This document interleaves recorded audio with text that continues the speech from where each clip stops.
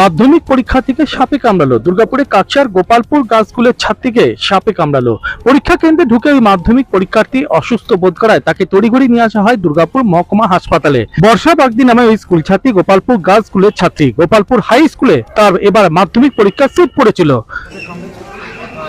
স্কুলে পরীক্ষা দিতে গেছিলো, সাহস করে গেছিলো, তারপরেও একটু অসুস্থ রয়েছে, সে কারণে ওকে আমরা হসপিটালে নিয়ে এসেছি, অ্যাডমিট করেছি।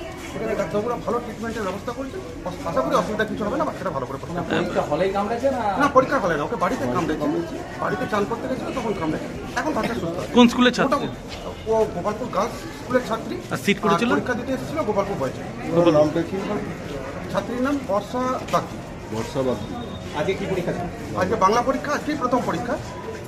যে কোনো কারণে হোক ওর কিছু শারীরিক সমস্যা হচ্ছে, সেটার জন্য আমরা ওকে স্কুলের পক্ষ থেকে হসপিটালাইজ করেছি। আপনার নাম? আপনার নাম? আমি সুমিত মাঝি, গোপালপুর হাই স্কুলের টিচার।